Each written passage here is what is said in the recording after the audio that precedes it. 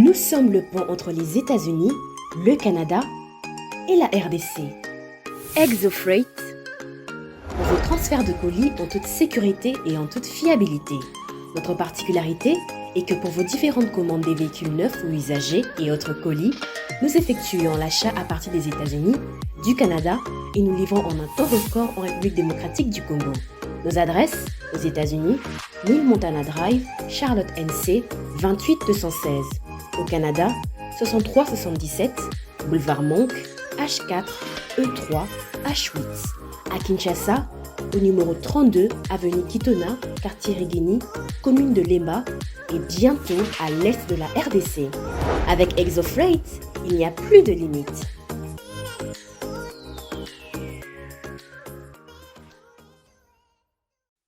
Mesdames et messieurs, bienvenue sur votre chaîne pour suivre votre magazine Presse Club avec mes invités qui vont décrypter l'actualité de la République démocratique du Congo qui reste processus électoral.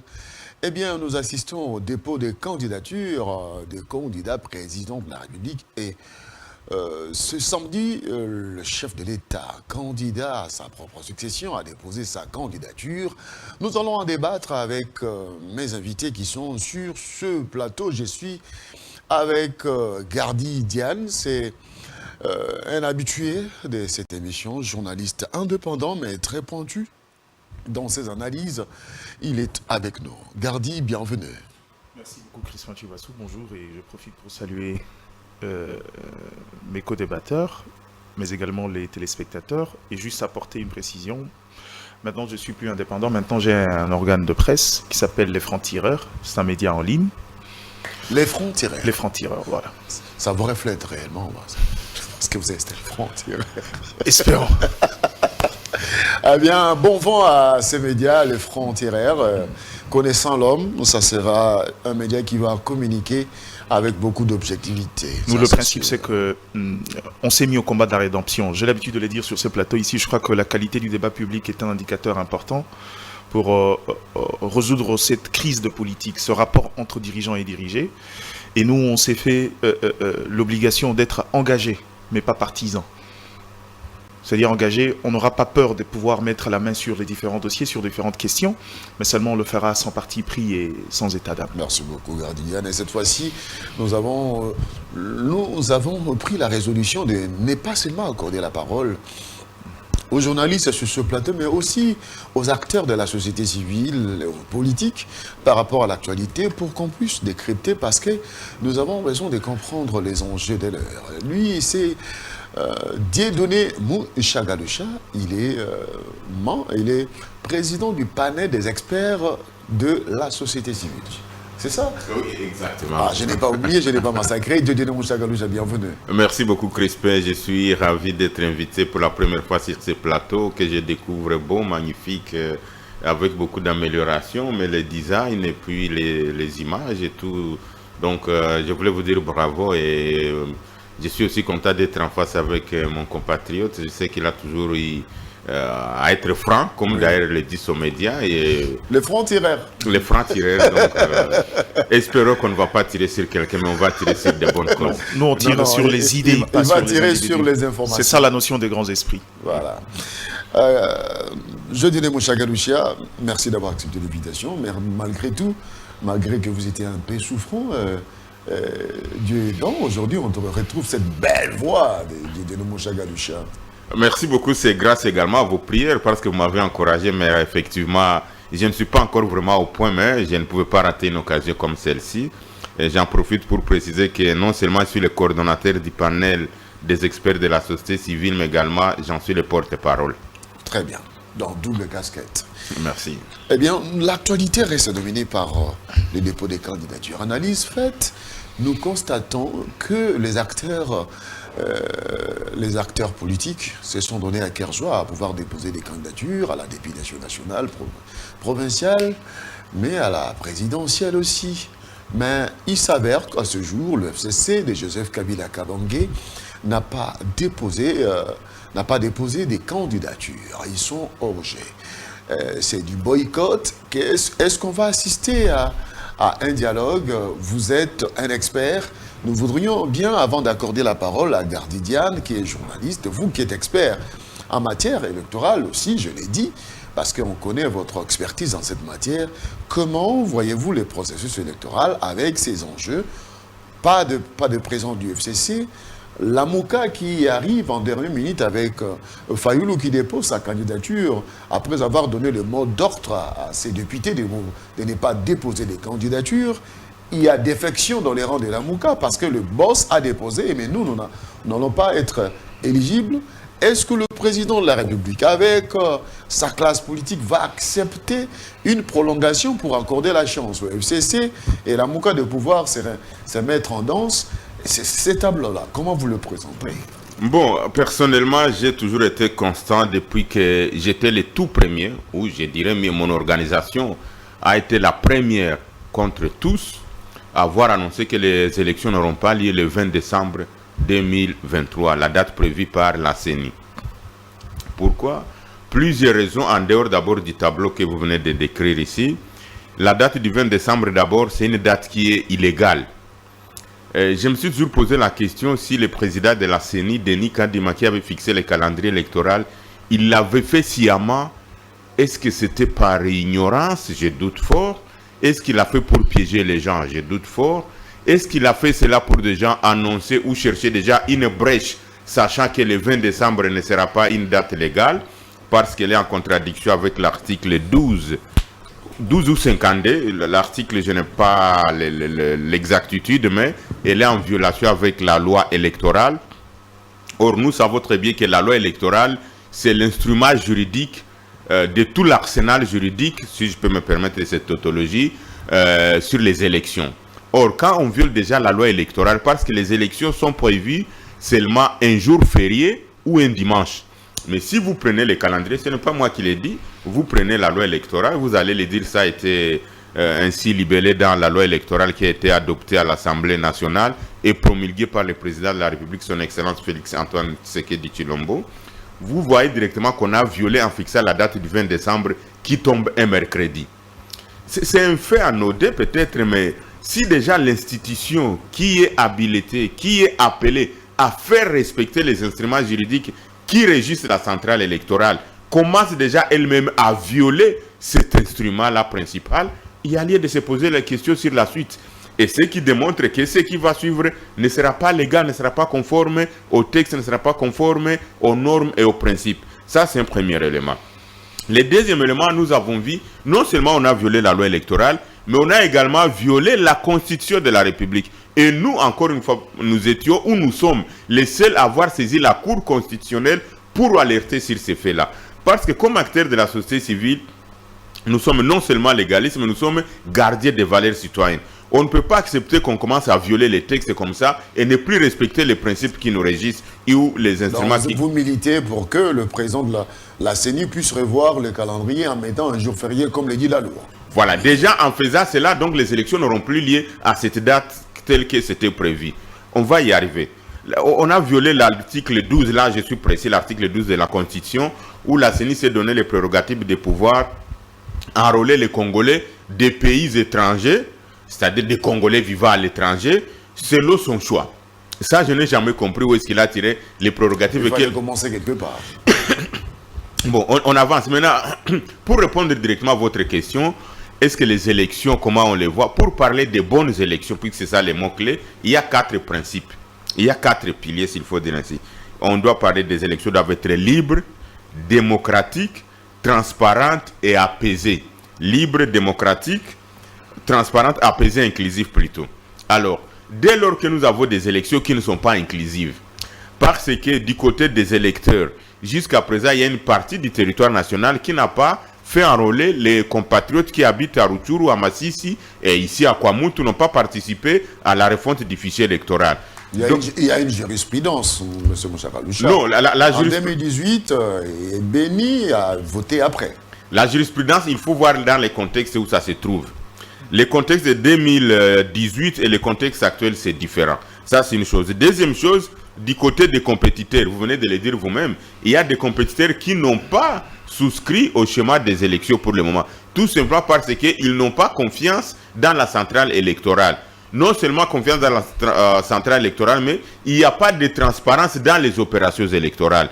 Dès lors qu'il n'y a pas la transparence dans les opérations électorales, or nous savons que c'est la transparence qui donne, qui est les ponts qui permettent à ce qu'on puisse avoir la confiance dans les processus électoraux. Dès qu'il n'y a pas de transparence, ça brise directement la confiance. Or, l'élément principal pour la réussite d'un processus électoral, il faut que tous les compétiteurs, ou je dirais mieux, toutes les parties prenantes puissent avoir la confiance dans les processus. Mais dès lors que cette confiance est brisée, on ne peut rien attendre du processus électoral actuel.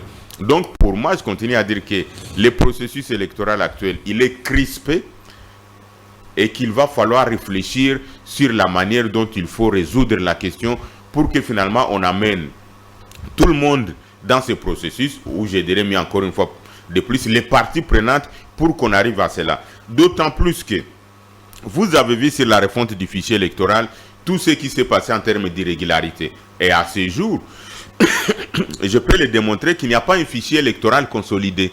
Or, s'il n'y a pas un fichier électoral consolidé, parce que pour organiser les élections, il faut une triologie. Vous avez l'organe ayant la gestion électorale en tête, vous avez les compétiteurs et vous avez les électeurs. À l'intérieur de ces triangles, il faut mettre maintenant les outils et les instruments. Mais dès qu'on a la centrale électorale qui est la CENI aujourd'hui, vous avez les compétiteurs où il y a encore beaucoup de problèmes, mais les électeurs aussi, il n'y a pas un fichier consolidé. Si on n'a pas un fichier consolidé... Qu'est-ce que vous attendez par un fichier consolidé? Un fichier consolidé, ça veut dire qu'on a, en termes simples, je peux expliquer, c'est-à-dire que vous avez la liste de tous les électeurs. Et qu'on peut arriver aujourd'hui, on prend la carte de Crispé Chibassou, on prend le numéro de votre carte d'électeur, on l'introduit dans les fichiers électoraux, directement on va retrouver toutes les données qui vous concernent. Ça veut dire que si vous voulez obtenir un duplicata de votre carte d'électeur, vous pouvez aller là où vous êtes fait enrôler, ou même en dehors de là où vous êtes fait enrôler. Vous pouvez avoir fait votre enrôlement au Kasaï ou à Bukavu ou en Équateur, mais si vous arrivez à Kinshasa, vous avez besoin de votre duplicata parce que le fichier est consolidé, on a toutes les données. Vous pouvez introduire soit les codes de QR qu'on a longtemps vantés, qui n'existent pas, ça je confirme, je les ai déjà mis au défi plusieurs fois, et qu'on peut avoir vos données. Mais comme le fichier n'est pas consolidé, donc on ne peut pas savoir le nombre exact des électeurs. Je vais revenir à vous, le temps d'accorder aussi la parole à Gardidiane. Face à un expert qui démontre sur le plan technique beaucoup d'aléas dans l'organisation de ces élections, pensez-vous que le dialogue, c'est la solution pour sortir d'un processus inclusif? Merci pour la question, mais je crois que quand vous parlez de dialogue, je suis de ceux qui estiment ou qui pensent toujours que le dialogue est un instrument de gestion dans un État comme la République démocratique du Congo. Mais cependant, le dialogue tel que demandé par le politique, ça devient un dilatoire. Heureusement, M. Mouchagaloussa a évoqué une disposition. On n'a pas de précision, on ne sait pas trop entrer pour pouvoir définir exactement s'il y a violation ou pas. Mais quand on parle du processus électoral, il y a ce qu'on appelle une contrainte constitutionnelle, une exigence constitutionnelle. Quand on tombe sur la subjectivité de date fériée ou pas, je pense à mon humble avis que... Il faut pas rester dans le fixisme. Bon, vous trouvez un mot un peu plus, je dirais c'est de l'euphémisme, mais je pense qu'il ne faut pas qu'on s'autoflagelle nous-mêmes, dans le sens où on parle d'un processus électoral. J'ai toujours dit aux gens, ce processus électoral ici a été autant frappé des contraintes que ceux précédents. Aujourd'hui, la preuve est que cette CENI a commencé à aller vers le respect de son calendrier, mais à tâtons. On aurait eu peut-être une autre composition au niveau de cette CENI, on aurait lâché prise. Je vais rentrer dans les éléments de fond. Quand par exemple on parle de cette CENI est frappée de problèmes d'inclusivité, je doute encore de la notion de l'inclusivité dont on parle ici. Parce que Crispin Chibassou, ouais. Je vous rappelle ici qu'en 2006, Etienne Tshisekedi Wamulumba, visage connu, attesté, approuvé de l'opposition. Leader Maximo. Les leaders Maximo, l'opposant qui ne souffrait d'aucune contestation, a décidé de ne pas prendre part au processus tenant le même élément de langage. Nous sommes allés aux élections, il y a eu élection, après il y a eu même une deuxième élection où cette fois-là, il a participé. Le processus électoral ne s'était pas arrêté. La notion de la démocratie, c'est aussi la liberté de chacun de décider s'il veut être compétiteur ou pas. Ici, il ne faudra pas qu'on fasse croire que l'obligation, c'est que pour que ces processus soient inclusifs, il faut que le FCC soit là. Ça relève d'une stratégie. Même si moi j'ai un point de vue contraire, je pense que le FCC commet une grossière erreur de se mettre à l'écart de ce processus électoral. Ils avaient déjà déclaré depuis qu'ils ne vont pas participer au processus électoral, ils ont respecté leurs paroles. C'est ça aussi la notion de la démocratie. Si on va dans les subjectivités sur les orientations d'ordre politique, on n'aura pas les éléments factuels pour juger, évidemment, s'il y a crédibilité dans ces processus ou pas. Quand on parle du fichier non consolidé, je vais me contredire M. Dieudonné Mouchagaloussa. C'est-à-dire que si le fichier n'est pas consolidé, comment la CENI et les experts venus de l'extérieur ont-ils réussi à déterminer le nombre exact? Est-ce que, doit-on comprendre que par rapport à ce qui s'est passé en 2006, on doit faire table rase et on continue en laissant les autres hors-jeu? La notion du hors-jeu, c'est si vous êtes frappé par des règles préétablies. Quand c'est une décision qui émane de vous, pour des raisons stratégiques ou pour des raisons que vous seul connaissez, on ne parle pas de hors-jeu. J'utilise ces métaphores d'où on le tire dans le football. Et hors-jeu, c'est lui qui se retrouve en dehors de limites telles qu'établies par les règles. Mais ici, le règle a exclu qui? Personne. Le FCC en tant que regroupement politique, il faut le reconnaître, un grand regroupement politique, l'ancienne majorité, a décidé délibérément de ne pas prendre au processus électoral. Le ciel ne va pas tomber parce qu'ils ont décidé de ne pas prendre part au processus électoral. On parlait ici de Martin Fayoulou. J'étais sur ces plateaux, je disais aux gens que je suis un homme de lettres, j'aime prendre le mot dans leur sens exact. Quand Martin Fayoulou arrive dans un point de presse pour dire aux gens, nous, SID, nous ne participerons pas, nous ne déposons pas des candidatures à tous les niveaux, j'ai dit aux gens, c'est une subtilité qu'il faut comprendre. Quand on veut boycotter les processus électoraux, on dit, nous ne prendrons pas part. Sémantiquement, ça veut dire quelque chose. Mais quand quelqu'un vous dit, nous ne allons pas déposer des candidatures à tous les niveaux, ça veut dire qu'il se laisse une brèche. Les gens ne m'ont pas compris. Parce que, je vais vous faire un calcul simple, je ne vois pas Martin Fayoulou ne pas participer au processus électoral. Je ne vois pas comment. Parce qu'en tant qu'acteur politique... Ouais, Martin Fayoulou dépose sa candidature, mais ses députés vont en souffrir parce qu'ils ont respecté le mot d'ordre. Vous n'allez pas me demander à moi de nettoyer la baie de cochon d'une formation politique en interne. Ça, c'est une erreur stratégique. J'ai toujours dit que Martin Fayoulou est mal entouré. Martin Fayoulou n'a pas de conseiller, même si tout récemment, les gens m'ont fait comprendre que ce n'est pas un problème des qualités des conseillers, mais c'est plutôt l'homme qui n'écoute pas. Quand on est politique, je vous dis qu'aujourd'hui, s'il devrait y avoir adversaire en face de Félix Tshisekedi, ça devait être naturellement Martin Fayoulou. Quand il a atteint la dimension qu'il avait en 2018, où on fédérait presque l'ensemble de convictions de Congolais, et notamment celles de l'opposition, vers cet homme. Aujourd'hui, si, allez, je me permets de le dire, si l'establishment se permet de nous emmener un outsider comme le docteur Denis Mukwege, c'est que même les parents, les gens qui l'ont soutenu autrefois, notamment les grands groupes des bailleurs de fonds, dans cette fameuse communauté internationale, ont décidé de changer de fusil d'épaule pour aller vers Denis Mukwege, c'est parce qu'on a perdu confiance en lui. Il n'a pas donné des indicateurs suffisants pour pouvoir incarner l'homme qu'il était pendant les élections de 2018.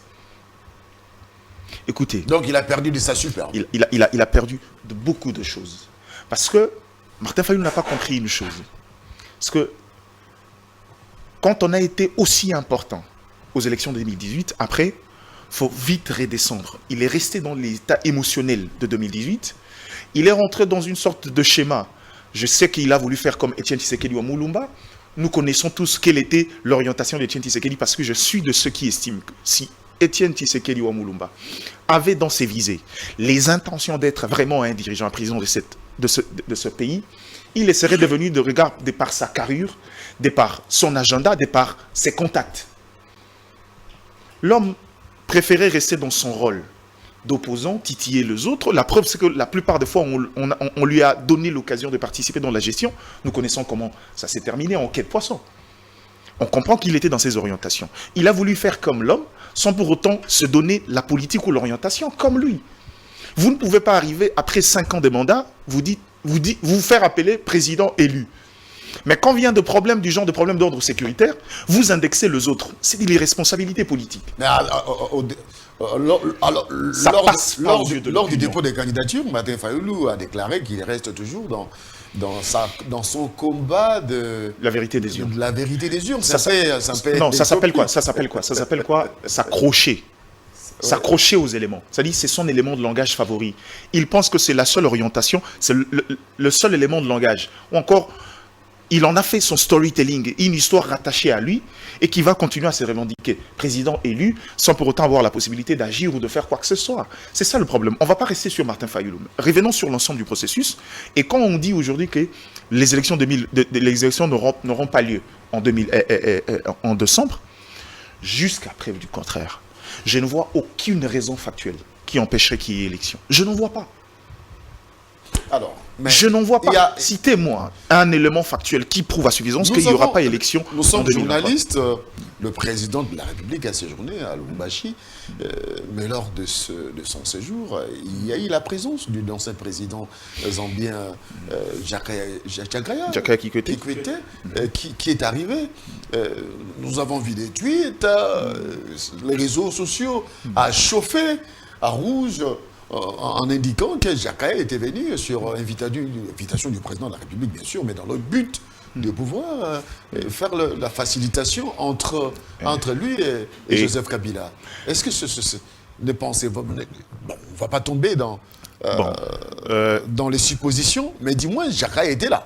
En fait, quand vous parlez de la facilitation, je suppose qu'aujourd'hui, les rapports entre Félix Tshisekedi et Joseph Kabila et le rapport entre un actuel chef de l'État et un ancien. Au-delà de ça, c'est le rapport entre deux frères. Au-delà de ça, il y a le rapport entre des anciens partenaires, parce qu'ils ne sont plus partenaires politiques. Ça, c'est une vérité. Quand on parle de réconcilier, de quelle dimension voulons-nous activer? Parce qu'à preuve du contraire, je crois que Joseph Kabila... Réconcilier, c'est peut-être fort, mais rechercher l'inclusivité dans le processus électoral. Bon, je vais vous accorder la parole. Je chute juste dans ça. Allez-y. Je chute dans ça. Quand vous dites chercher l'inclusivité du processus électoral, je posais la question, qui a refusé au FCC de prendre part au processus électoral? Nous sommes en politique. Non, mais justement, on est en politique, évoquer les raisons politiques. Très bien. Merci d'être là. C'était pas facile pour vous. Les routes, les artères de Kinshasa sont bondées de monde avec les dépôts des candidatures du président de la République. Mais quand même, ils sont là. Lui, c'est Joseph Kamanga Wakamanga. J'aime bien l'appeler Kamanga Wakamanga Moutante. Mais c'est pas Kamanga Wakamanga Moutante, c'est Joseph Kamanga. Bienvenue.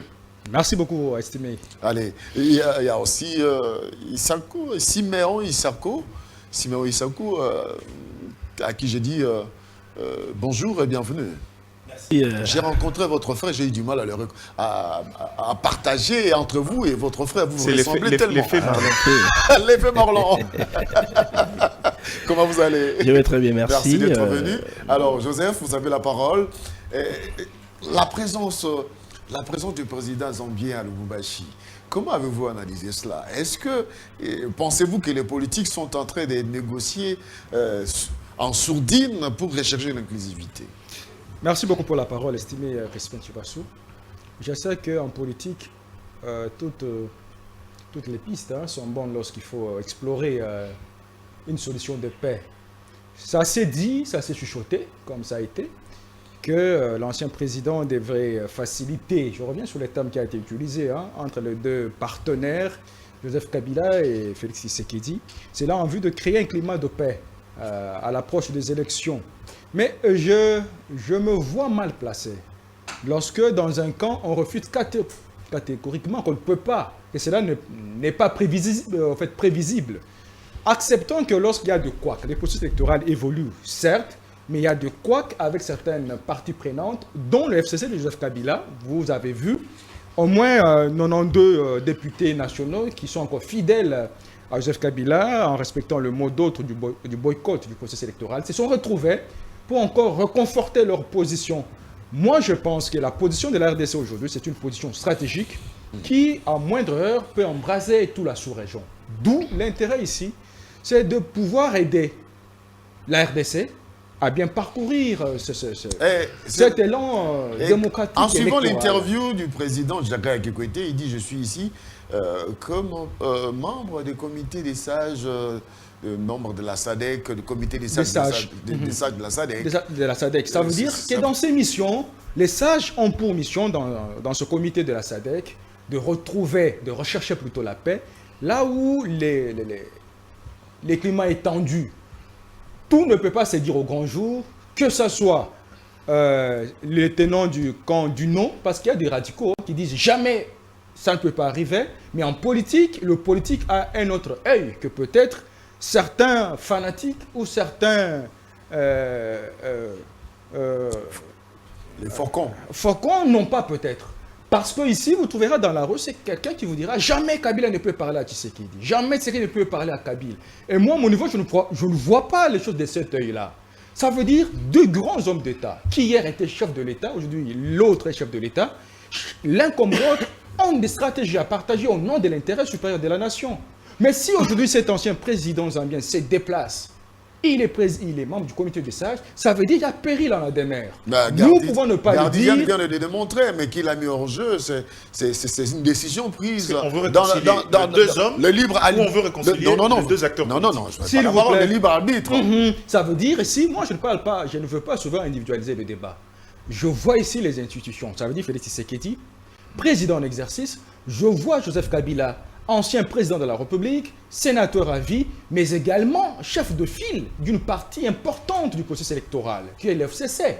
Moi, je vois qu'ici, s'il faut aujourd'hui même parler, parce que je trouvais mon frère Gardien en train de parler de Fayoulou, mais je pense qu'aujourd'hui, parmi les ténors de ces processus électoraux, le FCC de Joseph Kabila n'est pas le moindre.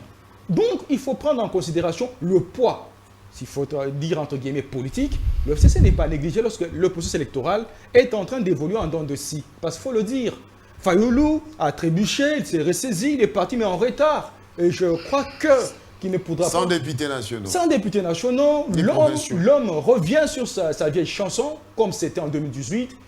Je ne peux pas les élections avec la machine à voter. Il y va, il revendique la victoire après. Aujourd'hui, il s'est ressaisi en retard, il y va, je crains qu'il revienne encore. Qu'il reste dans l'optique du combat de la vérité des urnes. La vérité des urnes. Il y va, mais en réclamant la vérité des urnes. Je crois que c'est sa petite dictature qui les fait faire tout ça. J'ai entendu dire qu'il a des mauvais conseillers, mais c'est faux. C'est l'homme lui-même. C'est l'homme qui n'écoute pas. Même en prenant la décision de ne pas aller au processus électoral, de ne pas déposer des candidatures, Martin Fayoulou n'a pas consulté. Et vous avez vu même Ados Ndombassi, qui s'est tout de suite retiré. On l'a vu derrière Mukwege. Il est derrière Mukwege désormais. Le docteur Mukwege. Ça veut dire, Fayoulou n'a pas réfléchi. Je reviens à ce que je disais aujourd'hui. Et on ne peut pas exclure l'hypothèse d'une intervention de certains sages de la sous-région pour remettre la paix dans la case. Il y a péril en la demeure, ça il faut le dire. Le processus évolue, bien sûr, mais attention, l'atterrissage doit être en douceur. Très bien, merci beaucoup. L'atterrissage doit être en douceur. Parole de Joseph Kamanga qui vient de nous rejoindre. Siméon Isako, vous avez la parole. Réaction en rapport avec le processus électoral, le dépôt des candidatures. On a vu les candidats présidents déposer leurs candidatures, mais on a vu aussi la présence du président zambien à Lubumbashi. Est-ce qu'il y a dessous des cartes? Je ne sais pas, je vais commencer par quoi? Président zambien à Lubumbashi ou dépôt des candidatures? Commence par où tu veux. Bien sûr, je voulais en arriver là. Je vais commencer par l'ancien président zambien. L'ancien président zambien à Lubumbashi. J'ai suivi mon aîné dire qu'il y a péril en la demeure. Il a dit 2, 3, 4 fois. Mais je me demande qu'est-ce qui ne va pas au Congo pour qu'on dise qu'il y a péril en la demeure. Je me pose la question. Tout va bien. Qu'est-ce qui ne va pas pour qu'on dise qu'il y a péril en la demeure? L'inclusivité du processus électoral. Mais l'inclusivité, qui a exclu Kabila et sa famille politique? Qui a dit qu'il n'y a pas d'inclusivité? On a combien de partis de l'opposition dans l'opposition? On a combien de regroupements de l'opposition? Et combien ont décidé de ne pas participer? Seul le FCC de Kabila, Ils sont pas seuls. qui est, ben oui, il y a Fayoulou participe, Katumbi participe, Mukwege participe, et bien d'autres. Seul Kabila ne participe pas. Du reste, ils sont minoritaires. Est-ce que c'est cela qui va nous amener à conclure qu'il n'y a pas inclusivité? Parce que Kabila n'a pas participé dans les processus électoraux? J'ai dit non, il n'en est pas question. Il y a inclusivité. Parce qu'au départ, c'est pas Kabila qui ne voulait pas participer. Au départ, c'était Fayoulou, c'était Matata, c'était Katumbi, c'était Sessanga. Parce qu'ils disaient que les choses n'évoluaient pas bien. Ils ne voyaient pas clair. Dès lors qu'ils ont décidé de retourner et de participer au processus électoral, ça veut dire qu'ils ont vu clair. Et si Joseph Kabila estime pour ses raisons propres, qui ne sont pas liées aux raisons politiques, parce que si nous voulons faire allusion aux raisons politiques aujourd'hui, Kabila ne va pas nous prouver pourquoi il ne participe pas. Il ne va pas avancer des arguments qui tiennent debout. Pour des raisons propres. Peut-être qu'il a décidé de quitter la vie politique, mais ceux qui l'entourent ne l'ont pas encore compris. Il décide comme ça de mettre sa famille politique à l'écart. Et bien cela ne nous amène pas à conclure qu'il n'y a pas inclusivité. Non, le processus électoral à ce jour est inclusif. Presque toute l'opposition a mordu à l'hameçon et nous sommes en train de bien évoluer. La présence du président, de l'ancien président zambien à Lubumbashi, ça fait beaucoup parler, là, toi. Là. Il a décidé de rencontrer le président. Ben, il n'est pas le premier ancien chef de l'État qui rencontre notre président. Il n'est pas le premier. Nous sommes à la veille des élections, quand même. Ben, ça veut dire quoi? Ils peuvent se rencontrer tout le temps. Cela dépend de leur agenda. Vous êtes souvent très bien informé. Et pourquoi il était venu? Mais j'ai dit qu'ils peuvent se rencontrer pour n'importe quel sujet. Ce n'est pas seulement pour les élections. Parce que ce n'est pas Tshisekedi qui organise les élections. C'est Denis Kadime et son équipe qui organisent les élections. Mais s'ils se sont rencontrés, de parler par exemple pour d'autres sujets, de développement, parce que c'est un ancien président sûrement, qu'il a aussi il peut avoir des sociétés qui peuvent vouloir investir dans notre pays. Mais s'ils s'étaient rencontrés pour ça, pourquoi nous voulons faire seulement un raccordement, dire que parce qu'ils se sont vus à la veille des élections, et donc ils se sont rencontrés pour les élections. C'est un raccordement frauduleux. Il ne faudra pas qu'on fasse ces raccordements-là. J'ai vu des tweets, on dit qu'il a rencontré le président Tshisekedi parce qu'il veut jouer à la facilitation. Mais entre Tshisekedi et Kabila, qu'est-ce qui nous fait croire que ça ne marche pas? Ah bon? J'ai dit qu'est-ce qui nous fait croire que ça ne marche pas? Kabila est dans son coin, il fait ses affaires. Tshisekedi est dans son coin, il fait ses affaires. Depuis qu'ils se sont séparés, Tshisekedi n'a jamais traqué Kabila pour qu'on dise que ça ne marche pas. Il est à l'aise, il fait ses affaires calmement. Et donc, si nous voulons parler des dépôts de candidatures, parce que vous m'avez posé cette question-là, c'est le deuxième aspect de ma réponse. Mais je ne sais pas aujourd'hui, on en est à combien? 12, 13 ou 14, je ne sais pas. Tu sais qui postule aujourd'hui. On peut donc dire qu'il a postulé parce que il est à la CENI. Il y avait du monde. Hein? Voilà, il y avait du monde. C'est la preuve combien les Congolais portent Tshisekedi. Et donc,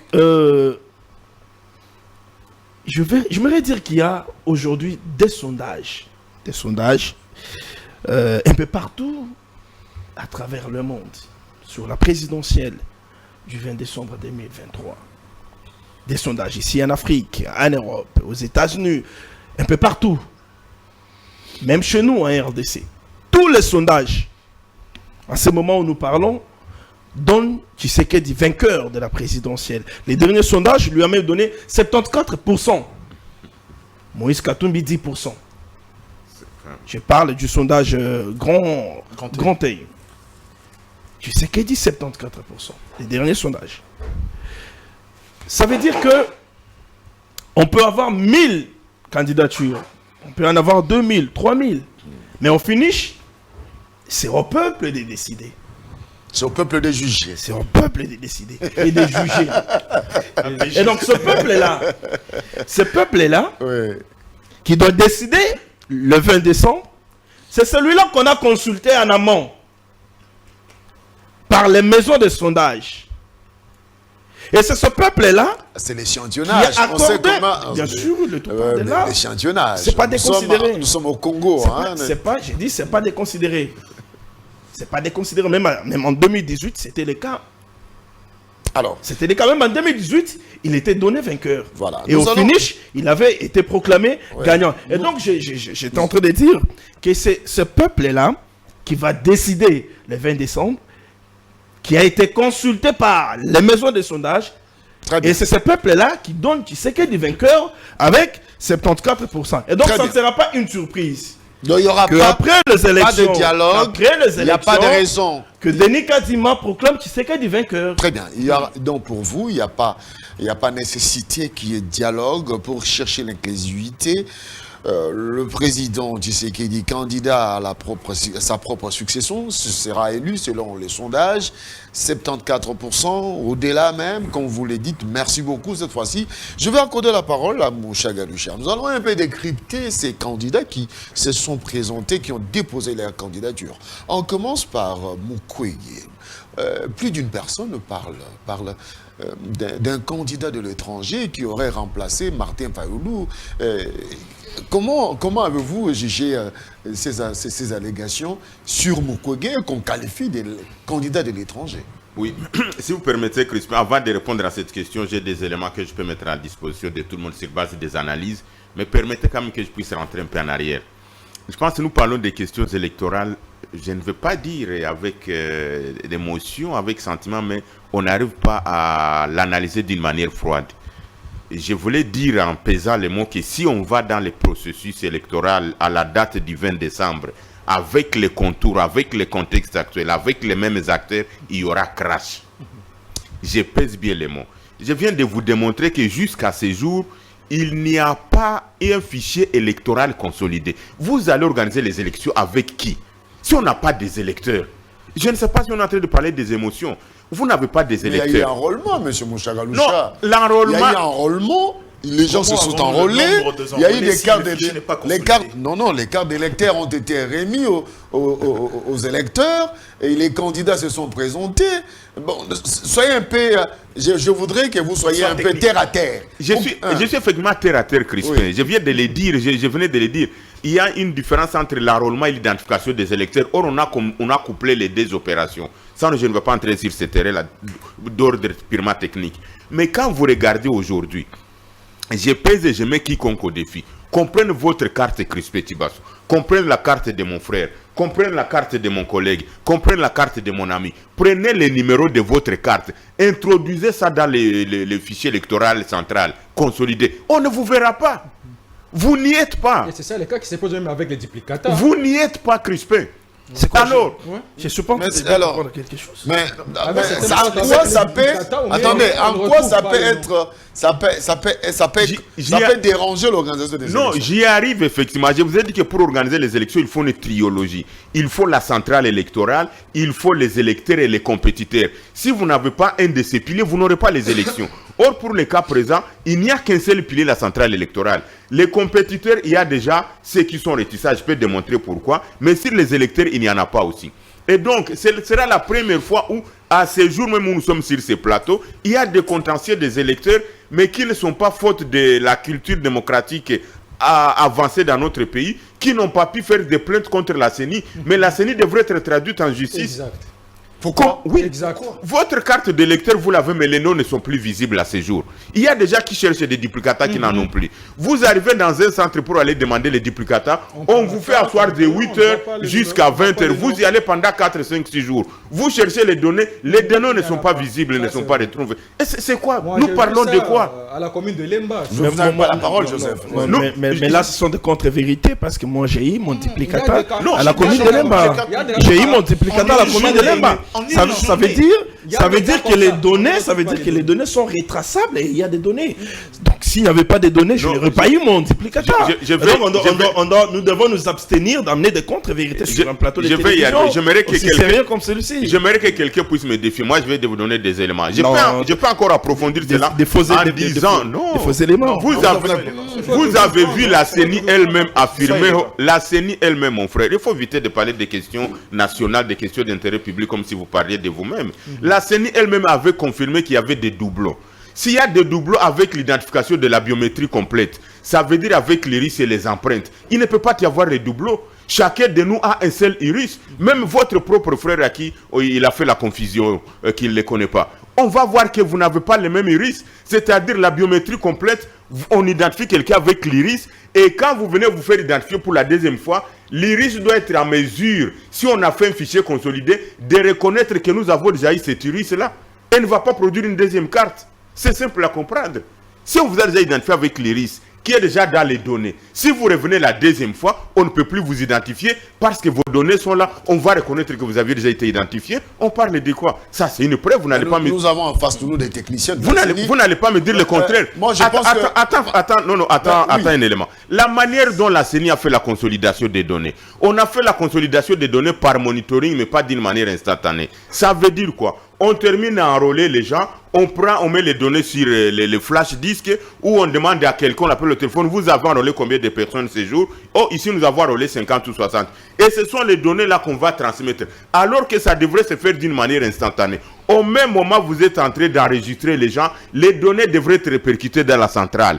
C'est-à-dire que... Le Congo est si grand et... Non, ça déjà... Le Congo est si grand. Non, ça déjà, il est... Si c'est tel le fait, les compagnies de communication, ils le font quand vous entrez sur un truc, directement Vodacom, c'est que vous êtes dans le serveur. Il n'y en a pas avec la CENI. Je suis en train de vous dire la vérité. La preuve en est que je vous donne 4 éléments. J'ai suivi et je suis en train de suivre ces processus. Mais pourquoi les acteurs politiques n'ont jamais apporté ces éléments d'information à la base? J'y arrive. À Goma, lorsqu'il y a eu des échauffourées quand on a tué quelqu'un à Goma, on a détruit directement les machines à voter, les machines d'enrôlement là-bas. C'est-à-dire à Goma, au Kasaï et dans la province de Lomami.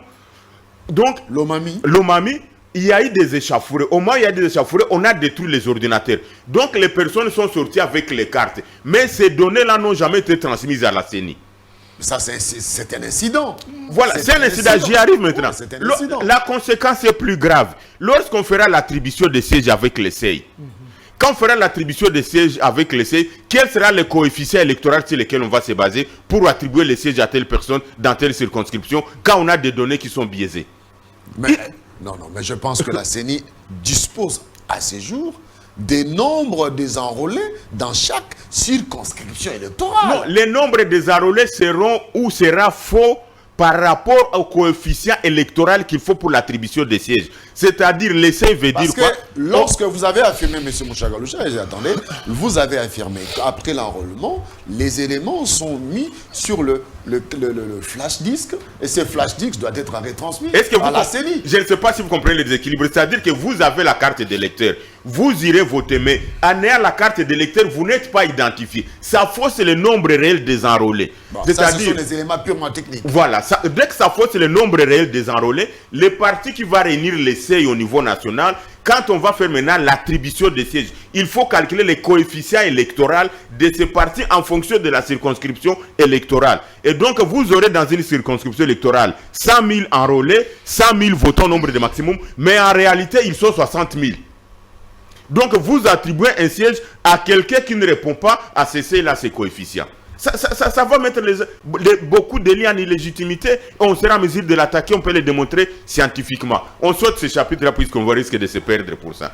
Mais les frustrations d'ordre électoral, mes frères et sœurs, nous avons quand même des études comparatives en Afrique. Quand on fait de mauvaises élections, les conséquences sont plus graves que les frustrations d'ordre politique. Nous les avons déjà vus. Ce qui s'est passé au Kenya, c'est pas loin d'ici. Ce qui s'est passé en Côte d'Ivoire, c'est un pays d'Afrique. Ce qui s'est passé en Zambie, ce qui s'est passé en Afrique du Sud, ce qui s'est passé au Madagascar. Ne prenez pas des questions d'ordre électoral d'une manière légère en venant seulement dire sur le plateau, non, on a empêché personne à ne pas participer aux élections, les élections auront bel et bien liées. La manière dont on est en train de conduire le processus, il y aura crash. Et donc, je reviens sur l'exclusion de certains candidats ou de certains partis politiques. Mais l'FCC, c'est... Oui, l'FCC... Les raisons pour les raisons poussées par le ECC pour rester hors jeu sont valables? Il y en a, Pensez-vous qu'ils sont rentrer dans l'historique de la nomination de mon frère Denis Kadima, avec qui j'ai beaucoup de relations et que je respecte beaucoup. J'ai eu la chance de participer avec lui dans des forums internationaux, et ça je dois l'avouer, c'est lui qui menait l'animateur principal ou le modérateur. Avec autant de pays, il a réussi ça, bravo à lui. Mais rappelez-vous que quand on l'a nommé, pour une fois, le président de la République dans ses prérogatives, vous avez déjà vu le président se justifier devant la nation pour la nomination d'une personne. Qui oublie que son Excellence Félix Tshisekedi a pris 6 minutes sur la télévision nationale avant de signer l'ordonnance nommant de Nikadima. Est-ce qu'on oublie ça? Mais c'est un Congolais qui a les droits comme tout autre. Est-ce qu'il est le seul? Quand il a nommé le premier ministre, il ne s'était pas justifié. Le président de la République, il est investi d'un pouvoir constitutionnel avec ses prérogatives. C'est ça la raison, M. Oui. Baloucha. Donc la raison porte déjà une suspicion. Moi, je peux passer par là, je peux passer parce que les faits sont déjà là, je ne veux pas prendre la position des politiques. Mais maintenant, la manière dont Denis Kadima mène le processus électoral, il chamboule d'abord tout le système électoral congolais. Il fait aussi, il enterre ce qu'on appelle l'éducation civique électorale. Il enterre ce qu'on appelle la sensibilisation. Il a brisé ça. Ce qui fait qu'aujourd'hui, ce que nous sommes en train de vivre ici, les boulevards ici, devrait être sanctionné dans des réformes électorales. La campagne, et là je vais citer un éminent professeur qui m'a enseigné et qui est aujourd'hui conseiller spécial chef de l'État, le professeur Jean-Louis Essambo. Il est vivant, qui nous avait dit qu'une campagne électorale pré-campagne, ça veut dire si quelqu'un se met à faire la campagne électorale avant la période prévue pour la campagne électorale, on peut invalider sa candidature. C'est que nous sommes en train de vivre avec les candidats aujourd'hui, que ce soit le président sortant, que ce soit avec les autres, devrait être condamnable. Et c'est là où je félicite votre collègue d'ICESAC, qui a pris quand même une mesure pour interdire la campagne bien avant. C'est tout simplement parce que Denis Kadima a brisé, il a cassé, il a enterré un pilier important du processus électoral qui est l'éducation civique électorale. C'est-à-dire qu'il fallait en amont se retrouver avec les acteurs politiques. Effectivement, il devrait se retrouver. Ça s'est déroulé, on a vu des images. Et malheureusement, ou fort heureusement, Denis Kadima il s'est ressaisi suite à plusieurs dénonciations que mon organisation avait faites sur les cadres de concertation. Tous ces éléments devraient être dits dans les cadres de concertation où il devait réunir les politiciens à tout moment, les partis politiques, pour leur dire il est interdit de faire la campagne avant la période prévue pour la campagne électorale qui est consacrée dans la loi électorale dans une durée de 30 jours. Voilà donc autant d'éléments là. Il y a personne qui a dit voter pour moi. Non, les politiques ont le droit d'organiser les manifestations politiques. Non, malheureusement, dès lors... Malignement, on fait la campagne politique, mais ça n'engage en rien. Il faut la responsabilité du président de la CENI. On devrait différencier la campagne politique et la campagne électorale. Et pour différencier les deux éléments, il y a des indices. Dès que vous évoquez déjà la question sur les votes, sur l'élection pendant les meetings populaires, donc vous êtes déjà dans la campagne. Maintenant, sur la question de Mukwege, si les collègues le permettent, en quelques minutes. En quelques minutes, même en quelques secondes, oui. Je pense que dès que Mukwege a posé ou a postulé ou il a déposé sa candidature. Non, le candidat de l'étranger, je ne sais pas, je ne connais pas, mais je ne pense pas qu'il est le candidat de l'étranger parce qu'il ne sera pas voté par les étrangers, il sera voté par les Congolais. On a dit que les Congolais vont sanctionner ou vont désigner ou vont élire quelqu'un qui sera de leur choix le 20 décembre si jamais les élections auront lieu à cette date. Et donc, je pense qu'on a effectivement peur de Mukwege. Et ceux qui ont peur de Mukwege parce que c'est un nouveau dans la sphère politique, c'est-à-dire... On a peur de Mukwege. Oui, je peux peser les mots. Puisque depuis que Mukwege a déposé sa candidature, les élections sont devenues une patate chaude pour ceux qui sont censés les organiser. Et quand je dis ceux qui sont censés les organiser, je mets les mots entre guillemets, il y a beaucoup d'éléments là-dedans. Donc c'est devenu une patate chaude. On ne sait plus s'il faut aller aux élections, on ne sait plus si on va négocier, on ne sait plus s'il faut retarder parce que personne n'est plus rassuré qu'il va gagner les élections, contrairement au sondage que mon frère venait de dire. Donc c'est un sondage biaisé. Et s'il faut parler maintenant en tant qu'expert électoral sur les sondages réels qu'il faut faire au regard des élections en Afrique sont d'abord sociologiques avant d'être ce qu'il faut faire, je pense que Denis Mukwege a plus de chances que tout autre candidat de gagner les élections. Ce qui veut dire que même le chef de l'État sortant, son Excellence Félix-Antoine Tshisekedi Tshilombo, il n'est plus sûr de gagner les élections. Donc il commence à y aller à pas... Il ne sait plus est-ce qu'il faut y aller, est-ce qu'il faut reporter. Quels sont les éléments qui démontrent que Mukwege je peux démontrer les éléments. Prenons à ce jour le nombre de candidats qui sont déjà connus. Nous avons son Excellence Félix-Antoine Tshisekedi Tshilombo. Il sera habité sur autant d'éléments, notamment sur les bilans qu'on peut d'abord voir. Tous ces alliés avec qui il avait fait les deals ne sont plus avec lui aujourd'hui. Ceux qui ont permis à ce qu'il puisse être élu, je peux les citer. On sait ce qu'il a fait. Je veux que vous parlez des éléments de Mukwege. Oui, les éléments de Mukwege, je peux les donner. D'abord, c'est un homme qui est nouveau en termes politiques, donc on n'a rien à lui reprocher en termes de gestion ou en termes de lui faire porter un chapeau de ceci ou cela, à part effectivement cet insiste qu'on est en train de dire qu'il est l'homme de l'étranger parce qu'il bénéficie de la confiance des grands de ce monde, notamment quand tous les grands de ce monde se déplacent en République démocratique du Congo. Ils vont chez Mukwege. Oui, après avoir présenté les civilités au président de la République, ils font toujours un crochet sur Mukwege. Ça veut dire qu'on a Parce que c'est leur homme. Non, c'est-à-dire qu'on a trouvé à Mukwege un homme qui peut encore ressusciter l'espoir. Merci. Un homme, voilà, Merci. donc. Gardidian, vous avez la parole. Merci beaucoup pour la question. Je crois qu'on va aller palier par palier. Commençons par les dimensions techniques sur le processus électoral. Monsieur Denis Allez-y. Sagalou, Allez-y. moi je le connais très bien, c'est une intelligence que moi je respecte. Mais n'empêche que, à ces niveaux ici, je crois qu'il y a beaucoup de digressions. Il a dit ici que dès lors qu'on vous enregistre sur base de l'iris ou de l'empreinte, on ne peut pas vous faire une carte deuxième fois. Je vous amène un élément technique. Non, on ne peut plus vous enregistrer une deuxième fois. Je vous emmène un élément technique. Ce que vous dites, c'est dès lors qu'on établit une base de données dans un système de réseautage où les choses se passent de manière instantanée et de Exact. manière directe, et pour ça, il faut un réseau. Exact. Le Congo a un taux de couverture Internet de 20%. Et l'enrôlement s'est fait de manière échelonnée pour des raisons pour élaguer le problème de contraintes. La CENI n'avait pas le moyen de le faire de manière simultanée sur l'ensemble du territoire. Non, s'il vous Non, plaît, je vous donne un soyez élément. élégant, Non, soyez élégant. Il y a un élément qui lui échappe. La CENI avait dit qu'il y avait des valises satellitaires. Soyez élégant, soyez Ouais, élégant. allez-y. Même quand vous parlez des valises satellitaires, ça veut dire que ça permet au centre, comment on appelle, Centre de compilation. par centre de compilation, l'expression m'échappe. Ça Centre permet d'enrôlement. le centre d'enrôlement d'être connecté avec, je dirais, la centrale ici. Exact. Mais le chose s'est fait progressivement, ça veut dire que c'est dossier après dossier. Là où je veux vous faire comprendre qu'à ces niveaux-là, il peut y avoir un problème. Ce que vous avez évoqué, c'est une question de technologie. Cette technologie-là, ce n'est pas celle que la CENI a utilisée. C'est-à-dire dans le sens où on utilise une technologie qui consolide automatiquement le fichier. Cette CENI-là, vous avez présenté des contraintes. Il a dit on ne pourra pas le faire, mais cette CENI-là a relevé les défis de le faire en temps. Vous m'avez compris. La Merci. CENI n'a pas utilisé cette technologie-là. Ce qui fait que la consolidation... Technologie biaisée. Non, la technologie n'est pas biaisée. Oh, vous pouvez parler biaisé parce que même en 2018, on n'a pas utilisé cette technologie. La consolidation chez nous, depuis toujours, c'est fait après avoir compilé. C'est alors qu'on se rend compte, on élague les doublons et on a un fichier fiable. C'est ça la notion de la consolidation. C'est l'état du fichier. Exact, c'est à ce niveau-là qu'on parle de consolidation du fichier après toilettage. Vous ne pouvez pas imposer, vous ne pouvez pas faire les calculs, établir un jugement de valeur sur un outil qui n'a pas été utilisé par l'organe qui a organisé ces élections. Donc à ce niveau-là, croyez-moi, la consolidation est intervenue après. Parce que ce système dont vous faites allusion ici, moi je connais beaucoup de... consolidation vit après le nettoyage du fichier. C'est ce que je dis. C'est ce que je vous dis. C'est-à-dire que cette notion de consolidation ne pouvait intervenir. Et quand vous dites que le fichier n'est pas consolidé, vous êtes dans le faux. Vous évoquez quelques difficultés. Non, attends, les difficultés, on le connaît. Oui, oui. La plupart des gens qui sont allés au niveau de bureaux pour avoir les duplicata sont revenus avec une autre revendication. C'est quoi? Parce que seuls les gens qui payaient suffisamment d'argent avaient accès et prenaient les cartes. Les autres faisaient 2-3 jours. Pas parce qu'il n'y avait pas de fichier. Bon, déjà ça aussi, Non, mais monnayage. oui, mais ça c'est un problème réel. Alors soyons factuels et soyons logiques envers nous-mêmes. Quand vous dites ça, moi je vous parle. Pas moi, parce que moi ma carte est encore intacte.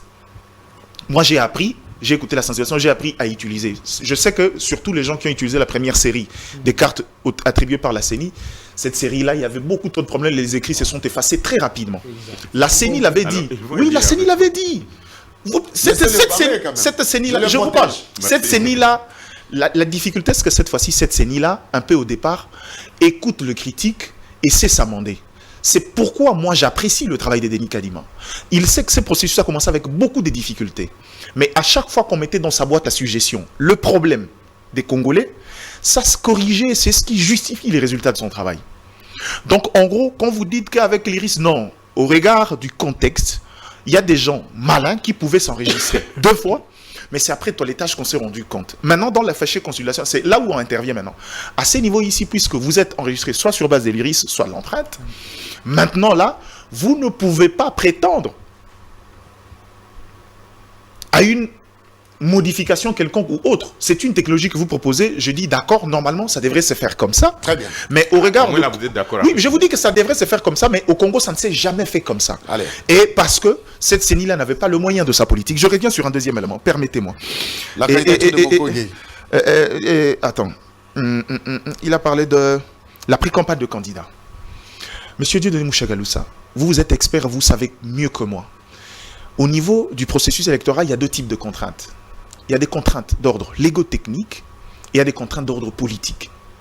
Il y a deux choses qui sont de l'essor de la responsabilité de la CENI, il y a deux choses qui ne sont pas de la responsabilité de la CENI. La loi sur la répartition de sièges n'est pas de la CENI. La gestion rapide des contentieux, c'est un problème de la justice. Et aussi, le problème de la culture politique. Quand vous parlez de la mobilisation des gens qui viennent accompagner un candidat, qui dépose la candidature, vous me faites poter les chapeaux. À Denis Kadima, je suis perdu. Surtout pour quelqu'un de si brillant comme vous. La politique aujourd'hui où quelqu'un, même quand il va inaugurer des toilettes, il amène motard Wewa avec drapeau, et vous pensez qu'aujourd'hui Denis Kadima pouvait empêcher cette culture politique? Je ne pense pas, ne mettez pas sur son dos ce qui est devenu une culture politique. Le Congolais d'aujourd'hui est devenu très exhibitionniste, surtout le politique.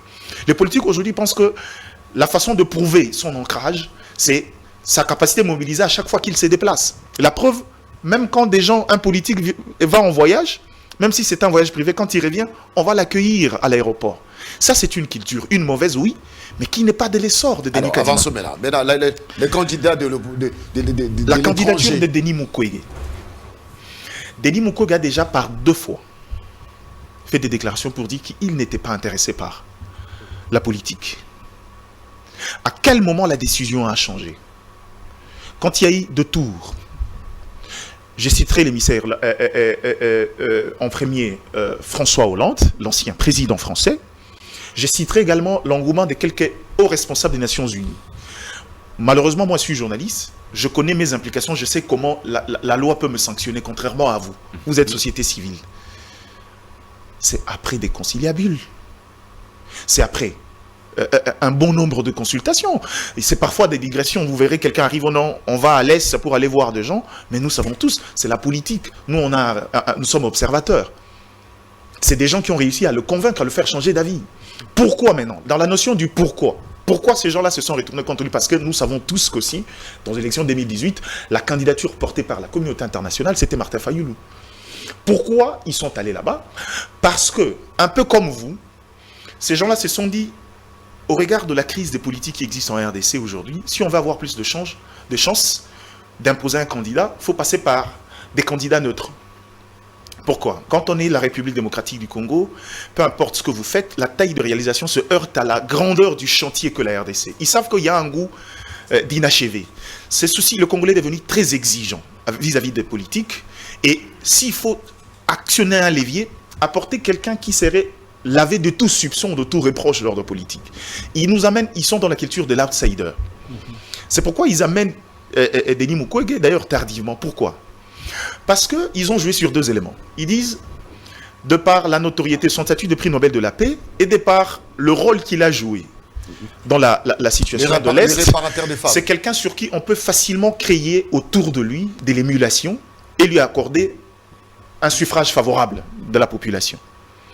Mais là, je vous dis que c'est bien de réfléchir comme ça, mais par mon expérience des communicateurs stratégiques, quelqu'un qui a mené des campagnes et dirigé, c'est-à-dire dans l'approche sociologique de la réflexion, seuls éléments ne pourront pas aider Mukwege. Pourquoi? Parce que le Congolais, comme vous venez de le dire, dans l'esprit du vote, c'est quelqu'un qui est clanique. Le Congolais est sociologique de base. Le Congolais fait difficilement confiance aux gens. Il met du temps avant de comprendre. Vouloir lui imposer un candidat sous prétexte qu'il est prix Nobel de la paix, sous prétexte qu'il a quand même fait quelque chose de très bien, réparer des femmes, il a quand même un impact positif, ça on ne va pas le nier. Ça ne suffit pas pour faire de lui un candidat présidentiable. La preuve, allez sur les réseaux sociaux, regardez le commentaire, moi j'ai regardé. Ça va très loin, les gens disent, bon, écoutez, il y avait quelqu'un qui s'est permis de dire une bêtise, j'étais obligé de le recadrer. Il dit, la gestion de la RDC n'est pas les histoires de femmes. Ce n'est pas les bistouris, c'est que la vie. Donc en gros, c'est pour vous dire que, et aussi avec l'expérience des cycles, électoraux, ajoute à cela cette crise des politiques, l'exigence de Congolais vis-à-vis d'un candidat pour la présidence de la République a suffisamment été élevée pour se laisser prendre facilement. Donc, les Congolais sont Il aurait Denis Mukwege aurait eu beaucoup plus de chance. Il serait, je vous dis bien, ces candidats de la rupture, parce qu'ils savent que le Congolais cherche constamment cette rupture-là.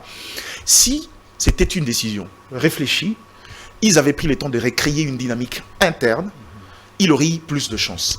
Mais aujourd'hui, quand vous parlez de sondage, c'est vrai que les politiques, je chute par là. Les politiques ont fait des sondages des instruments de communication. Ça, c'est une certitude. Mais, quand vous parlez du sondage Grand Œil, je peux vous faire un témoignage. Les contextes généraux de ces sondages sont les éléments de crédibilité d'un sondage. Ce n'est pas un sondage fait sur base de 1000 personnes.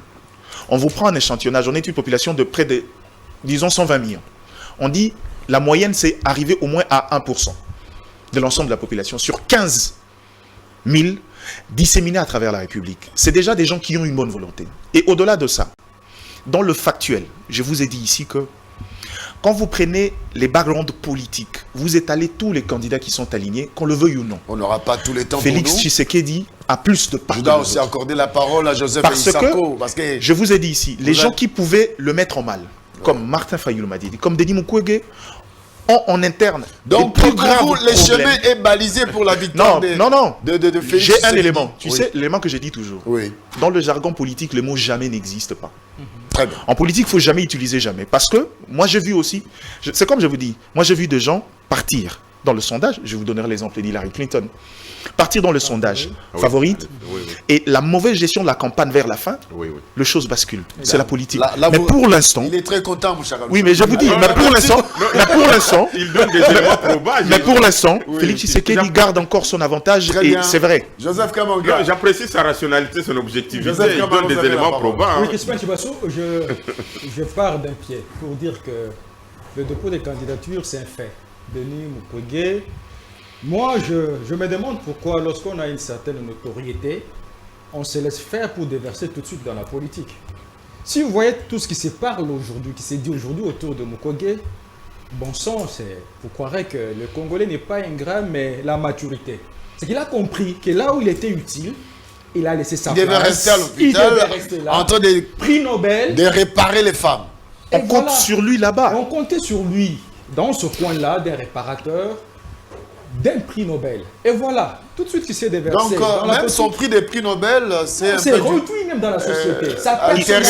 Il risque même de laisser ses plumes. Exactement. C'est perdre sa notoriété. Je crois que pour cette fois-ci, la fameuse communauté internationale, on dit que Mukwege, c'est le candidat des Occidentaux. Ils ont mal réfléchi. Ils n'ont peut-être pas bien compris, les Congolais, les contextes. Exactement. Mukwege, qui hier était applaudi, aujourd'hui il allait dans les réseaux sociaux. Non mais, excusez, il a perdu, hein, il a perdu de la notoriété, il a perdu de la valeur qu'il avait dans la société congolaise. Je crois dire que jamais ça a été une pièce de rechange des Occidentaux, le calcul a été aussi mal fait. Peut-être en retard. Mais c'est un Congolais qui a tous les droits. Il peut postuler, c'est un Congolais. On ne peut pas lui refuser cela quand même. Non, on ne lui refuse pas. La preuve, il est candidat. Personne n'a refusé à Mukwege. On analyse sa candidature. À la présidentielle. Mais c'est cette traversée du prix Nobel à la politique où il a d'abord hésité.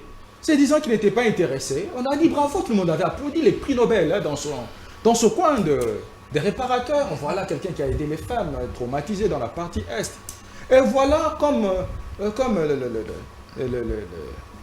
on apporte avec assez de doses la notoriété qu'on a, l'émulation qu'on a dans la société, c'est-à-dire la flatterie de la fameuse communauté internationale. On les brandit je ne sais quoi, une fois président, voilà, et puis l'homme est tenté par ça. Tout de suite, sa valeur de prix Nobel est réduite. Ici, je dis, pas par fausse modestie, Félix Tshisekedi, c'est quelqu'un qui a géré. C'est quelqu'un qui gère. Il a devant lui un bilan qui pourrait être accepté par qui veut l'entendre. C'est-à-dire, déjà, de par cette hypothèse, il est parti favori. Il est parti favori face à un Martin Fayulu qui n'a pas su contenir son succès, son charisme, d'un deuxième à la présidence de 2018. Il est passé partout dansant, Il est passé partout criant, il est partout. Vous ne sentez pas un homme qui fait des déclarations du matin au soir. Il manquait du charisme, il n'a pas su contenir ce qu'il était. Est-ce que c'est son entourage ou non, c'est lui-même qui n'a pas su se faire? C'est candidat qui peut revenir en 2023 Joseph Kabanga, est-ce avec que pompe. ça ne manque pas, Genval ne manque pas aux politiques congolais qui, après Genval, on avait senti que c'était quand même, la politique avait bougé dans l'optique de choisir un candidat unique pour présenter, pour le présenter face à un challenger de taille comme Félix Antoine Tshisekedi Tshilombo. Est-ce que la classe politique ne s'est pas trop divisée pour ne pas être trop pesé devant le candidat Félix Tshisekedi? Et c'est là où je dis que parmi les paramètres qui font que Félix Tshisekedi soit favori, c'est là. Il est seul, avec plus ou moins 400 partis politiques de l'Union sacrée derrière lui, face à une opposition diversifiée. Vous avez Mouzitou, vous avez Moïse Katumbi, vous avez Marie Fokou, vous avez Katumbi, vous avez le tout-puissant prix Nobel. Le tout-puissant prix Nobel. Apparemment, c'est quoi déjà dans ça? Il y a à le voir et à entendre ses déclarations, l'homme serait rassuré quelque part d'être président. Peut-être qu'il connaît mal les Congolais. Les Congolais peuvent applaudir le matin. Ou peut-être il y a une théorie de complot quelque part. Et par exemple. Donc ici. Non, qu'est-ce qui vous fait dire qu'il est déjà, il se voit déjà élu, il est trop confiant? Je l'ai suivi parler. Je l'ai entendu au sortir de la CENI. L'homme est rassuré de la rupture qu'il veut amener. Et je crois que il a peut-être confondu. Je ne veux pas dire que c'est que ça fait peur quelque part. Ça fait à peur. force de réparer, quoi que nous tous nous sommes réparables. J'ai comme l'impression. Merci beaucoup, Isako. Là, vous avez vous la allez bien parole. au-delà de moi. Isako, vous avez la parole. Ben, ok, je suivais tout à l'heure Dieudonné Oui, sur ce plateau. Il disait que Félix Tshisekedi avait pris 6 bonnes minutes pour justifier l'investiture. Le choix de Kadima, mais comme président de la CENI.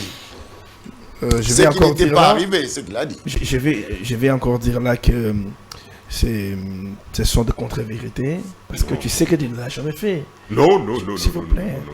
Bon, on n'ai va pas- pas, je n'avais on va pas pas mon- amener la télévision pour regarder. Je Bon. n'avais pipé mon. Je dis, Ouais, Tshisekedi- je les protège. Ah, vous avez la parole. Tshisekedi n'était pas justifié. Il ne s'était pas justifié.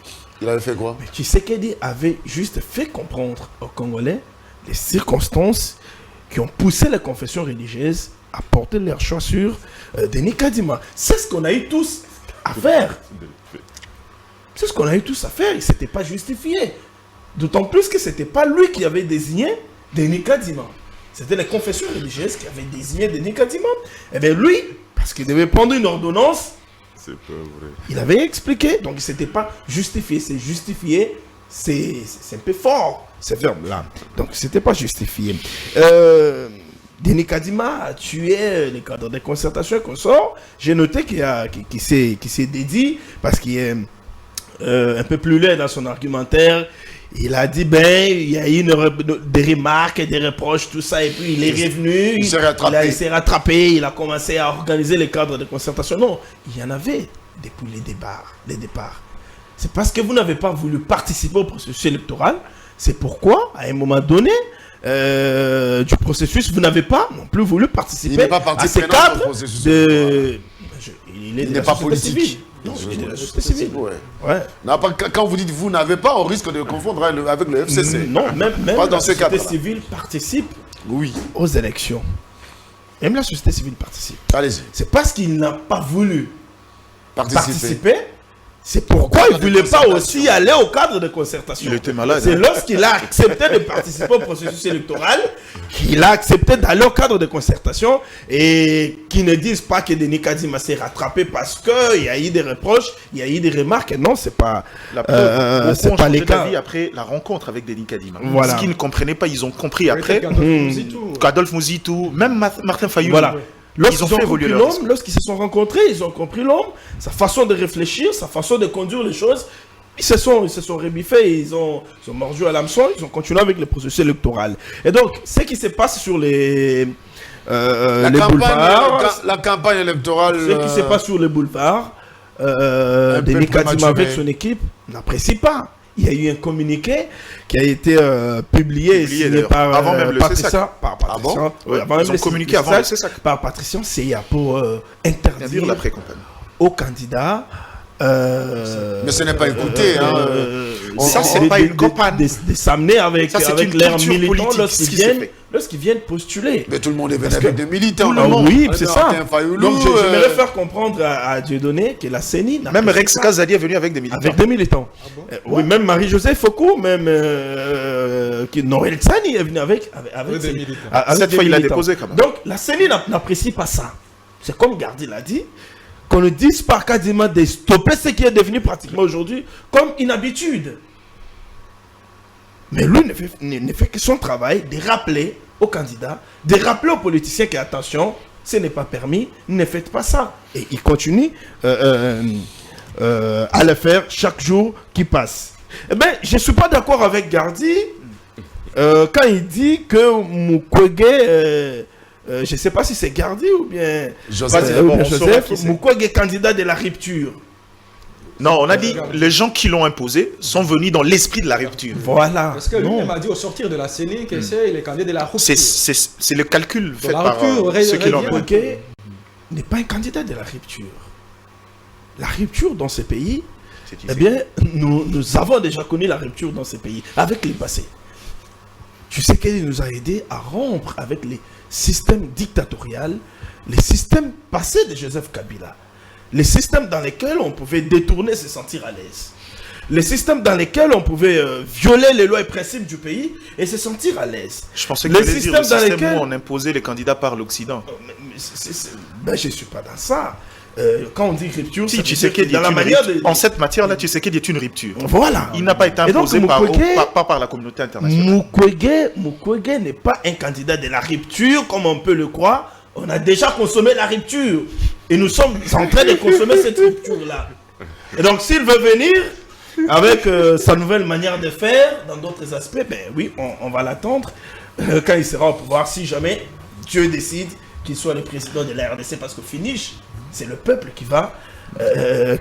C'est au peuple de juger. Voilà, au peuple de APJ. décider et de juger. Et donc, chacun a postulé pour parler de tous les candidats. Chacun a postulé parce qu'il Enfin, a... la candidature de Moïse a été reçue. Il a apporté les originaux. Il Les avait originaux. il avait apporté il avait apporté les originaux. Ça a des- provoqué.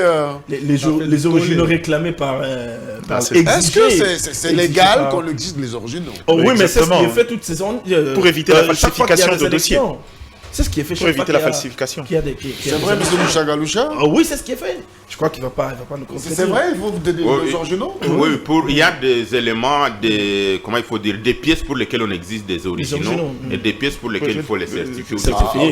ok. Là, parce que quelque part, l'opinion publique avait crié au Non, scandale. c'était un ballon d'essai, c'était un coup de com' de la part des délégués de Moïse Katumbi. Ils voulaient faire voir à l'opinion. C'est victimisé. Ils voulaient se victimiser, un coup de com', faire voir à l'opinion que voilà, ils sont en train de trembler parce que Moïse va postuler. Mais malheureusement pour eux, ça n'a pas réussi. C'est coup de communication. Mais Mukwege, parlons un peu de Mukwege. C'est ce candidat qui est venu à la veille même des élections. Gardi l'a souligné en passant. Est-ce que les Congolais peuvent adopter ces candidats qui se présentent comme ça à la veille? Ces candidats Il a qui un n'a parti pas, qui n'a pas, politique qui n'est même pas connu. RCN, quelque chose comme ça, un regroupement politique. On ne maîtrise même pas son parti, on ne maîtrise même pas son regroupement. Est-ce que les Congolais vont adopter ces messieurs qui quittent de la réparation des femmes À la politique. vers la politique ou à la politique à 2 mois seulement des élections? Est-ce qu'ils vont l'adopter? Est-ce qu'ils vont adopter ces messieurs qui n'est pas encore habitués avec la manière de faire des politiciens congolais? Je trouve qu'il n'est pas venu au bon moment. C'est Il n'est quand pas même venu, il n'est quand pas même venu au un bon moment. intellectuel. Attention, on a un connu le cas Nobel, avec Oscar Kachala. Oscar, Il est arrivé, il a fait quand même. Mais c'est quoi? Voilà. c'est Mais quoi le sort? il était quantième. C'est Il avait quoi les combien- sorts est-ce qu'il faut- aujourd'hui? Non, mais quand Isako, on a parlé de- est-ce il a qu'il- bougé les lignes, hein, il a Je- je- Non, Attendez. bouger les lignes, ça veut dire quoi? Isako, Combien de est-ce que- Il a mis est-ce beaucoup que- est-ce qu'il faut d'argent, le minimiser? oui, s'il vous plaît. Est-ce qu'il faut minimiser sa Je ne candidature? minimise pas Mukwege, d'autant plus que c'est un candidat des Occidentaux. les co-débatteurs l'ont démontré sur ces plateaux, je ne les minimise pas.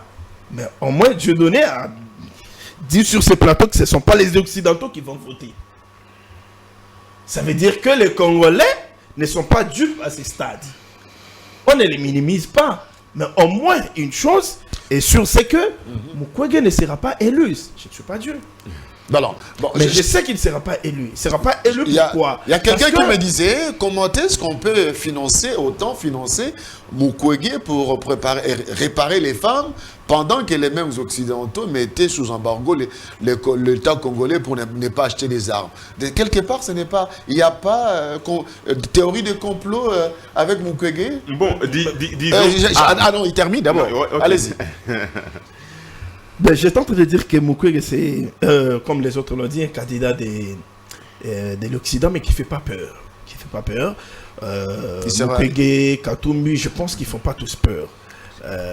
Et si c'est parce qu'on pour choisir on a toujours dit que Kinshasa, c'est le fief de l'opposition.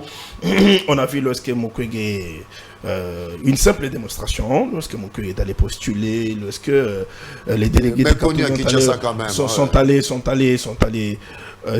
postuler.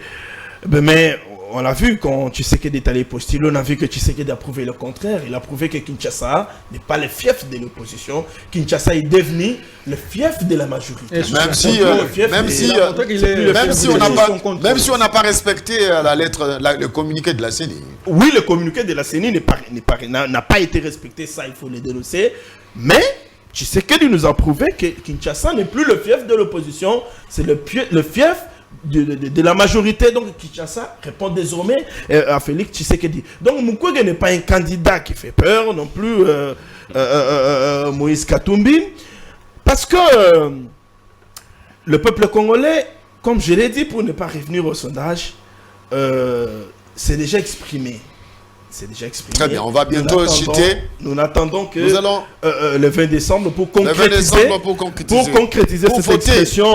Nous sommes au mois d'octobre. Nous sommes au mois d'octobre. Bientôt c'est le mois de novembre. Voilà. Eh bien, décembre va arriver à grands pas. Voilà. Eh bien, il y a une information qui a aussi brûlé la toile. C'est cette information des Wazalendo. Les Wazalendo qui se sont comportés sur terrain en récupérant des territoires. Mouchagaloucha, il est mieux placé pour commencer ces sujets-là. Dites-nous, Wazalendo veut dire quoi? C'est en quelle langue? Wazalendo. Bon, je crois qu'il y a deux Wazalendo. Il y a les Wazalendo qui sont des patriotes, des résistants à l'époque comme les Mai Mai, c'est-à-dire des patriotes, des enfants du terroir qui veulent protéger leur terre, qui ne veulent pas subir l'agression, qui ne veulent pas voir une partie de leur territoire être... Donc bon, ça c'est connu. Il y a ces jeunes patriotes-là qui continuent à se battre pour récupérer les territoires qu'on n'arrive pas à récupérer au niveau national ou que le gouvernement central n'arrive pas à récupérer. Mais on voit quand même qu'il y a des patriotes qui ont accepté d'appuyer ou d'aider le gouvernement. Et on les appelle les Wazalendo. On les appelle les Wazalendo. Ça veut dire quoi, Wazalendo? Le patriote, je crois. C'est un terme swahili qui veut dire patriote, tout simplement. Patriote, oui. Ça veut dire patriote. C'est un terme en swahili qui tire son origine de la Tanzanie. Ça veut dire tout simplement les patriotes. C'est-à-dire les Wazalendo sont des gens qui sont fiers de leur pays, les gens qui sont stables, les gens qui veulent défendre la patrie.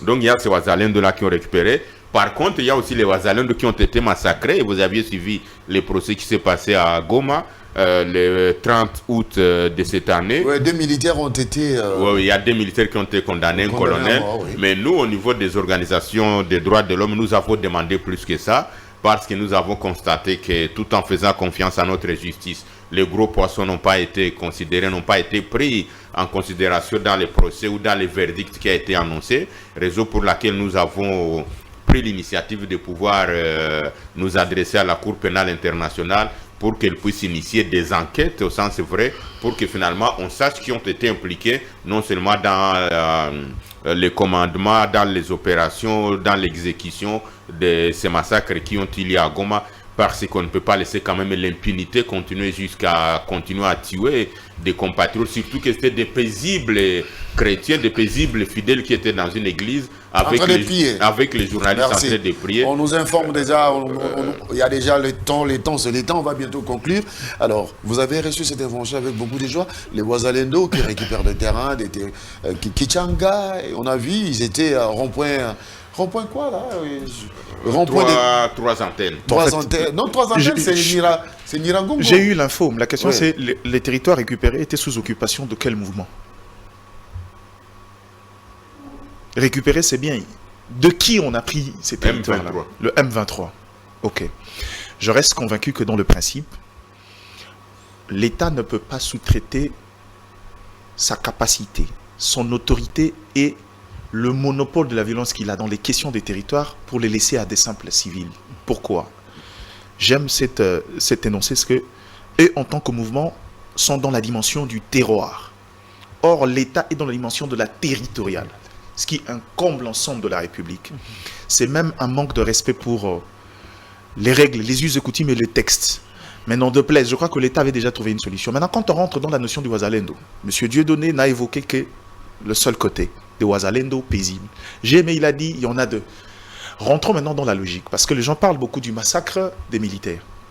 Quand on parle de la justice, on est contre ce qui s'est passé, parce qu'en tant que militaires, ils doivent garder leur sang-froid et protéger les civils. Mais s'il doit y avoir justice, la justice doit être de part et d'autre.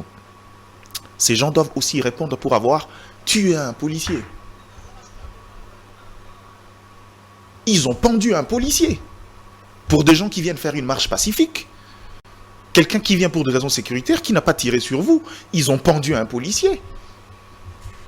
Et selon de sources, ce serait à la suite de cela que ces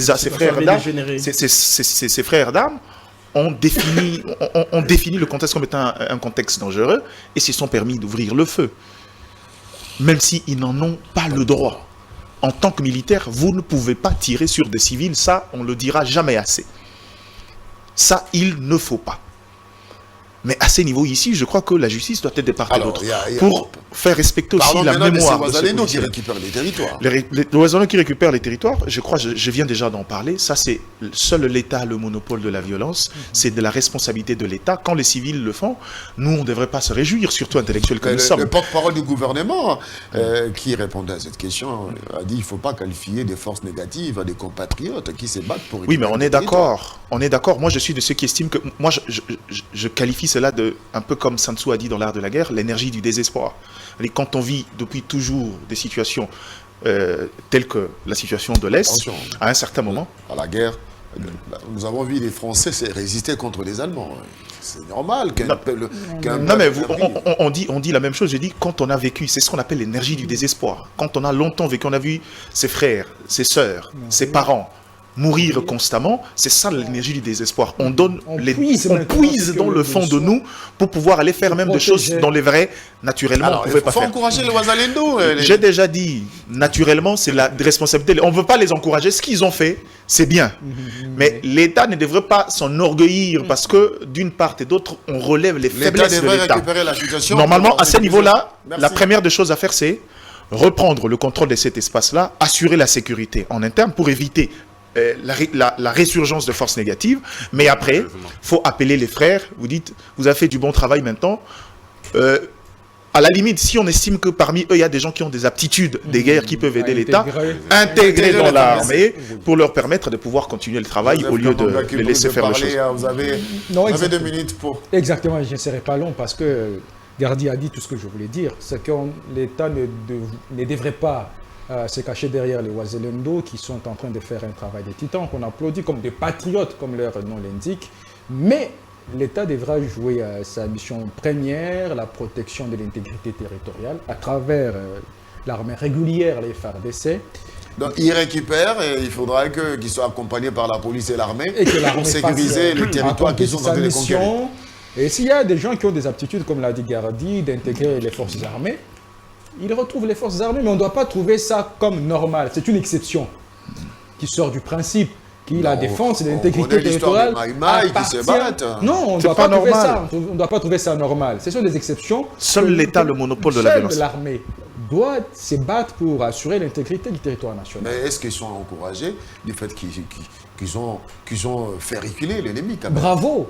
Non, J'ai faut vu, se soutenir quand même. même les populations locales applaudir les rentrées. Mais Gardien n'est même pas Non, c'est d'accord son pour point de les vue. applaudir. Moi, j'ai déjà dit ce que C'est la j'avais envie de beauté de la dire. Et ils ont démocratie. compris. C'est la beauté de la démocratie. Et ils ont compris. Ça s'exprime ainsi.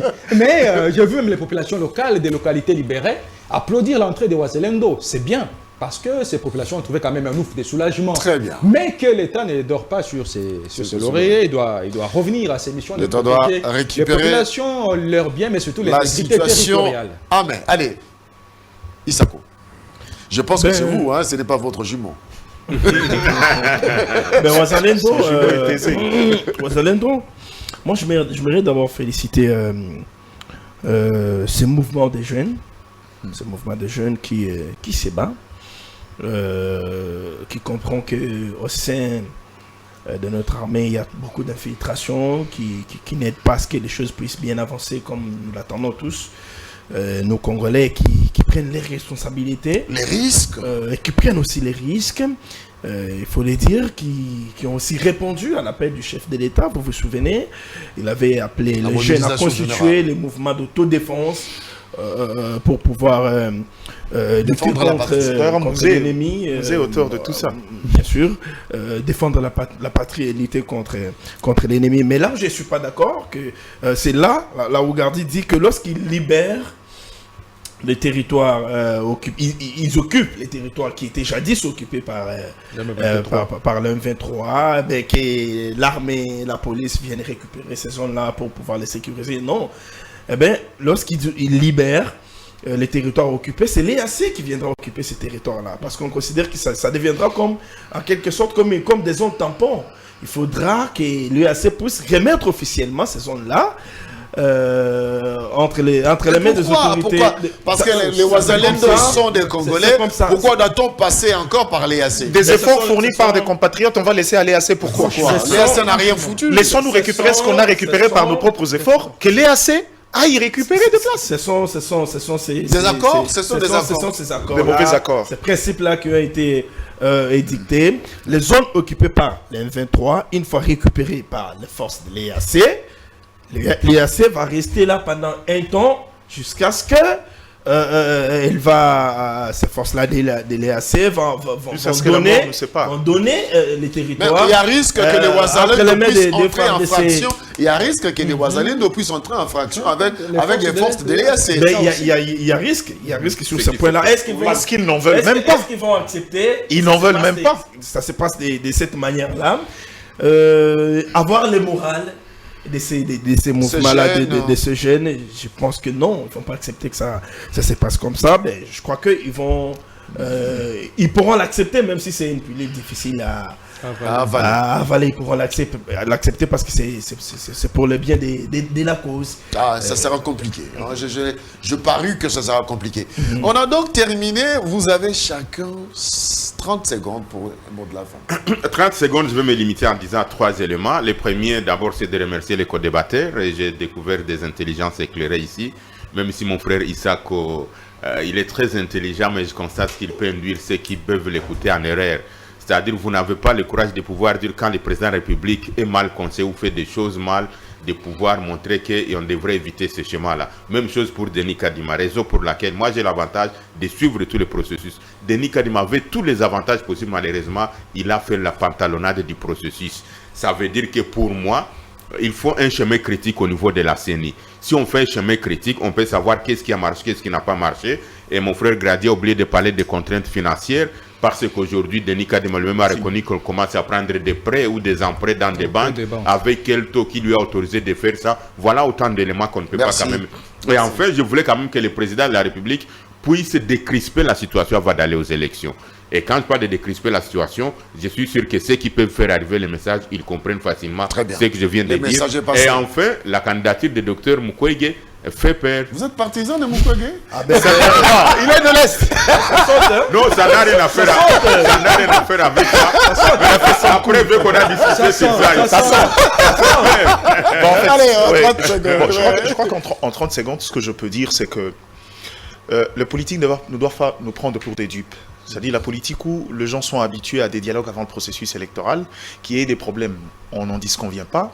Mais je crois que la meilleure des choses à faire, il y a différents cadres où on peut discuter des problèmes d'ordre technique. Les politiques ont compris beaucoup de choses après avoir accepté d'aller non seulement dans les journées porte-à-porte, mais d'accepter de rencontrer le président de la CENI.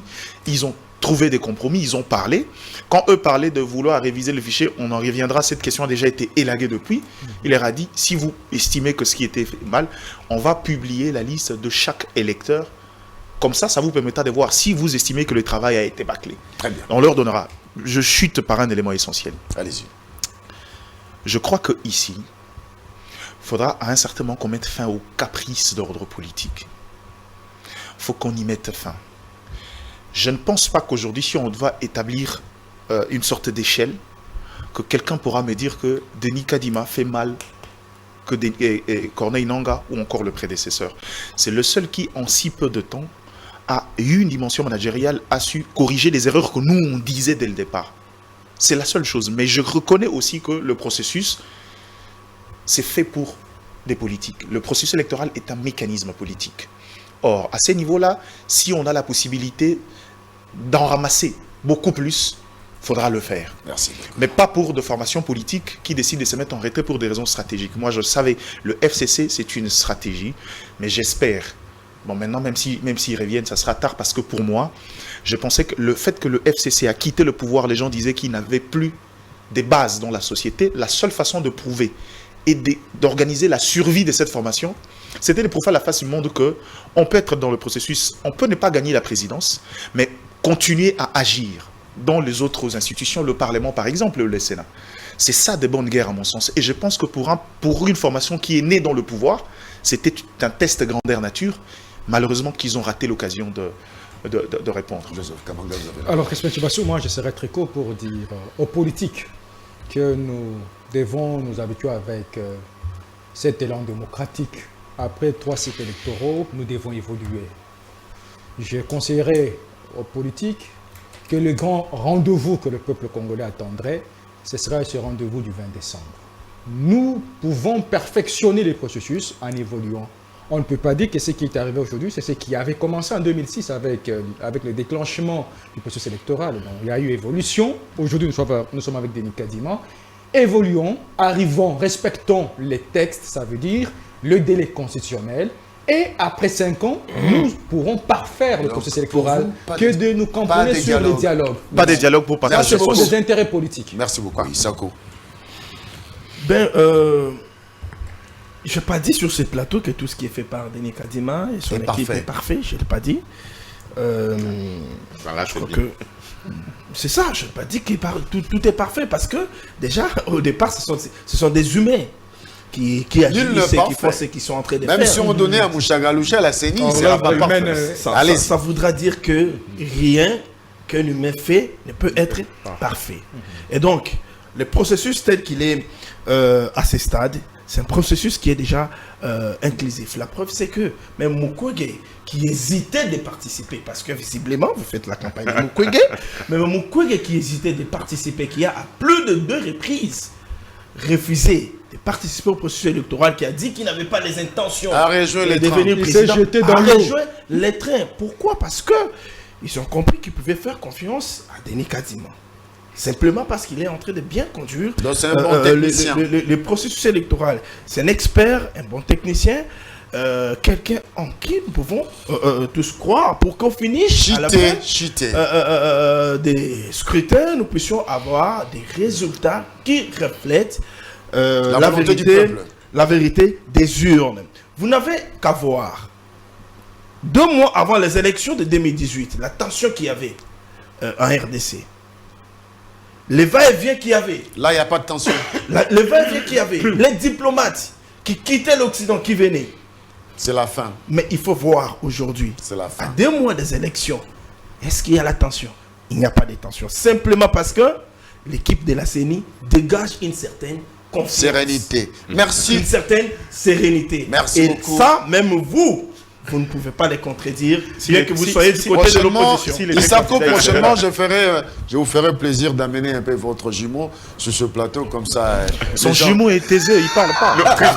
Vous permettez. non, c'est fini. Mais en une Merci. seconde, Non, je non, disais, non. on devra éviter de Non, faire non, élire non, un non, président merci qui beaucoup. sera contesté. Merci beaucoup, merci. Merci beaucoup d'avoir suivi. Ben là, il cette faut émission. dire, il faut vous adresser aux Congolais, bien Merci sûr. beaucoup d'avoir suivi cette émission, mesdames et messieurs. J'avais ici Dieudonné Mouchagalouchia, qui est membre de la société civile. Habituez-vous à pouvoir retrouver quelqu'un des non-journalistes qui sera sur ce plateau pour apporter d'autres touches afin de pouvoir éclairer l'opinion dans le sens des analyses.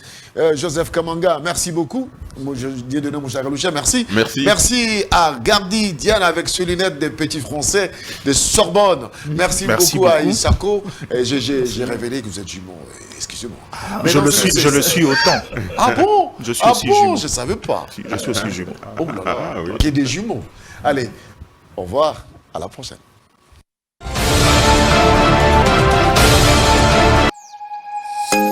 Nous sommes le pont entre les États-Unis, le Canada et la RDC. ExoFreight, pour vos transferts de colis en toute sécurité et en toute fiabilité. Notre particularité est que pour vos différentes commandes des véhicules neufs ou usagés et autres colis, nous effectuons l'achat à partir des États-Unis, du Canada et nous livrons en un temps record en République démocratique du Congo. Nos adresses aux États-Unis, 1000 Montana Drive, Charlotte NC, 28216. Au Canada, 6377, Boulevard Monk, H4, E3, H8. À Kinshasa, au numéro 32, avenue Kitona, quartier Rigini, commune de Lemba et bientôt à l'est de la RDC. Avec ExoFreight, il n'y a plus de limites.